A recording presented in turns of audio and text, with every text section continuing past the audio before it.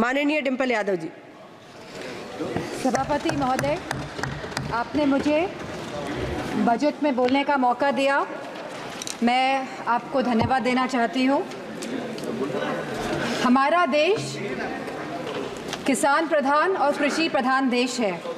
अगर हमारे किसान और युवाओं का भविष्य सुनिश्चित नहीं कर पा रहे हैं हम, तो मैं समझती हूँ कहीं ना कहीं हम सब अपने फ़र्ज से डगमगा रहे हैं। जहाँ वित्त मंत्री ने 9 प्राथमिकताओं की बात करी और कृषि को जहाँ पहला स्थान दिया गया, वही मैं वित्त मंत्री से पूछना चाहती हूँ कि कृषि ग्रामीण अर्थव्यवस्था की वृद्धि दर क्या है।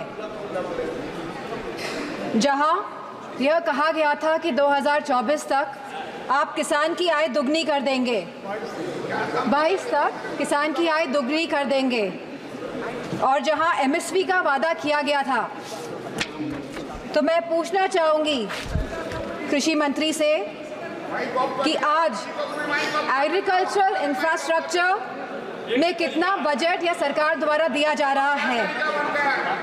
यूपी को इस बजट के तहत क्या मिला है। क्या एक भी मंडी पिछले 10 सालों में उत्तर प्रदेश में बनी है। और अगर किसान की ज़रूरतमंद जैसी चीज़ों पर क्या यह सरकार ने कोई भी जीएसटी माफ़ करी है, या खाद में सब्सिडी देने में यह सरकार कायम रह पाई है। और जहां खुद प्रधानमंत्री आए थे उत्तर प्रदेश में विधानसभा चुनाव में, और उन्होंने वादा किया था उत्तर प्रदेश की जनता को, उत्तर प्रदेश के लोगों को, कि वो आवारा मवेशियों की समस्या से किसानों को हल दिलाएंगे, निजात दिलाएंगे। तो क्या इस आवारा पशुओं की जो समस्या है, जिसकी वजह से आज हमारा देश चौकीदार बन गया है, रात भर सो नहीं पा रहा है, तो क्या कोई प्रावधान बजट में रखा गया है इस समस्या को लेके। इसी के साथ जहाँ किसान आंदोलन में लगभग 700 किसानों ने अपनी जान गंवाई, जहाँ उत्तर प्रदेश में भी लखीमपुर खीरी में जहाँ किसानों को रौंदा गया मंत्री जी के बेटों द्वारा, हम पूछना चाहते हैं इस सरकार से कि जहाँ जो 2014 से 22 तक लगभग 1 लाख किसानों ने आत्महत्या की है, तो हम वित्त मंत्री से पूछना चाहते हैं कि प्रधानमंत्री फसल बीमा योजना के तहत कुल किसान लाभ कितना मिला है, और कहीं इसमें गिरावट आई है तो कितनी गिरावट आई है। यह सरकार लगातार 1 दशक से किसानों की अवहेलना कर रही है। गांव की अर्थव्यवस्था पूरी तरह चरमरा गई है, और इसकी एक बड़ी वजह महंगाई है।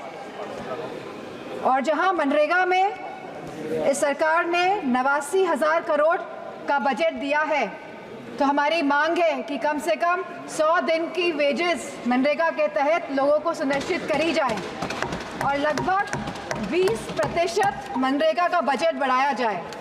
इसी के साथ शिक्षा बजट में भी लगातार हमारा घट रहा है, जहां यह केवल आज 2.5% है of the total budget spending allocation, और जहां यूनेस्को ने ये बेंचमार्क दिया है कि लगभग यह 4 से 6% तक होना चाहिए, वही यूजीसी के फंड्स लगातार घटाए जा रहे हैं, और इसको लगभग इस बार 7 से 61% घटा दिया गया है।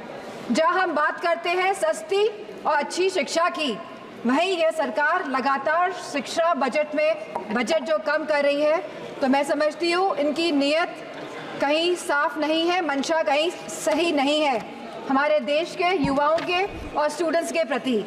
वहीं आज हमारे देश का युवा निराश है, जहां निराशा संभव को भी असंभव बना देती है। तो मैं समझती हूँ जो वादे किए गए थे, जो रोजगार को लेके, सरकार पूरी तरह इसमें विफल रही है, और लगातार बेरोजगारी दर बढ़ रहा है। जहां आज यह बेरोजगारी दर 9.2% है, और जहां महिलाओं का बेरोजगारी दर 18.5% है। तो मैं समझती हूँ लगातार युवाओं का मनोबल गिराने का काम इस सरकार ने किया है, और अग्निवीर जैसी योजना ला के इस सरकार ने नौजवानों का, युवाओं का, इस देश की प्रतिष्ठा का, सम्मान गिराने का काम किया है। जो सरकार सोशल जस्टिस की बात करती है, लेकिन आज भी यह सरकार जातिगत जनगणना से अपना मुंह मोड़ रही है, जहां अनुसूचित जाति जनजाति पर होने वाले अपराध लगातार बढ़ रहे हैं और उत्तर प्रदेश में यह अपराध नंबर 1 पे है। और साथ ही महिलाओं के साथ जघन्य अपराध लगातार बढ़ रहे हैं। उत्तर प्रदेश आज इसमें भी टॉप लिस्ट पर है। तो मैं पूछना चाहती हूँ कि महिलाओं को सुरक्षा को लेकर यह सरकार क्या कर रही है। और जहाँ उत्तर प्रदेश में समाजवादी पार्टी की सरकार ने 1090 जैसी सेवाएं चलाकर हमने अपनी माताओं, बहनों, बेटियों को सम्मान दिलाने का, उनका हक दिलाने का काम किया था, तो इस बजट में क्या प्रावधान रखा गया है महिलाओं की सुरक्षा को लेकर। वहीं आज अगर स्वास्थ्य की बात करें तो लगभग 1.9% ऑफ जीडीपी आज का खर्चा ये बजट दे रही है स्वास्थ्य के लिए। स्पीकर महोदय, there is no focus agenda for the healthcare of the country. Irrespective of the fact we are speaking about India being the 1st largest economy and moving towards the 3rd largest economy. And if we see the fast growing population of the country, so 1.9% of the budget is very less for the health services of the country. Sir, decision to exempt 3 cancer drugs is a welcome move by the finance minister, but it is a very small step in the right direction. Sir, ma'am, हमारे उत्तर प्रदेश में लखनऊ में एक cancer institute जिसमें लगभग 1000 करोड़ रुपए लगे हैं वो तैयार है, लेकिन ना केंद्र की सरकार ना स्टेट की सरकार ये सुनिश्चित कर रही है कि सुचारू रूप से वो कैंसर इंस्टीट्यूट चल सके, क्योंकि कैंसर के केसेस लगातार देश में बढ़ रहे हैं। और मेरा मानना है कि अगर ये कैंसर इंस्टीट्यूट सही ढंग से सरकार चला लेती है तो सस्ता इलाज हम अपने देशवासियों को दे पाएंगे। Very good suggestion. Very good suggestion. Ma'am, there is a massive gap between the demand and supply in the healthcare center, in the healthcare infrastructure. The doctors, the nurses, the technicians, इन सब की बहुत भारी कमी है। और जो बड़े बड़े वादे कर रहे हैं और जो बड़ी बड़ी बातें कर रहे हैं कि हमने बहुत बड़े बड़े एम्स बना लिए हैं, मेडिकल कॉलेजेस बना लिए हैं, लेकिन 100% तरीके से कोई भी मेडिकल कॉलेज या एम्स सुचारू रूप से प्रदेश में नहीं चल पा रहे हैं, क्योंकि भारी डॉक्टर्स की कमी है, नर्सेस की कमी है, टेक्नीशियंस की कमी है। इसी के साथ जो टीचिंग फैकल्टी में भी भारी टीचर्स की कमी है।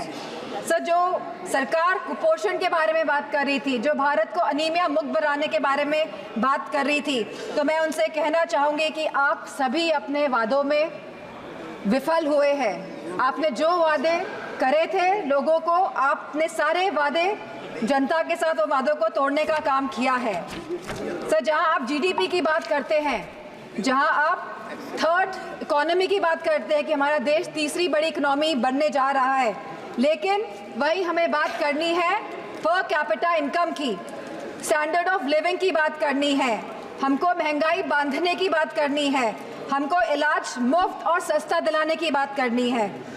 और जो कैपिटल एक्सपेंडिचर की आप बात कर रहे हैं, तो मैं समझती हूँ इसमें भी समय सीमा तय होनी चाहिए कि इंफ्रास्ट्रक्चर के जो भी प्रोजेक्ट्स बन रहे हैं उनकी समय सीमा निर्धारित हो, क्योंकि यह टैक्स का मनी है, ये जनता का पैसा है। धन्यवाद माननीय सदस्य। Ma'am, 2 minutes I will take ma'am. यह जनता का पैसा है और इसे सही ढंग से इस्तेमाल करने के लिए हम सब प्रतिबद्ध हैं। मैम, इसी के साथ मैं कहना चाहूँगी कि reformative and revolutionary changes can come in the country even after 11 years, but the dedication and concentration is required from the government. Nothing can alter the past, but responsible behavior by the government. And I'm not playing a blame game here. I'm saying a responsible behavior is the behavior in which we are responding to the present situation. And if the government plays a responsible behavior, then formative changes can come in the country. Thank you, Speaker. Ma'am. अगर आप ये video YouTube पर देख रहे हैं तो हमारे channel को सब्सक्राइब करें और बेल आइकन को दबाना ना भूलें। अगर आप Facebook पर ये वीडियो देख रहे हैं तो हमारे पेज को लाइक करें।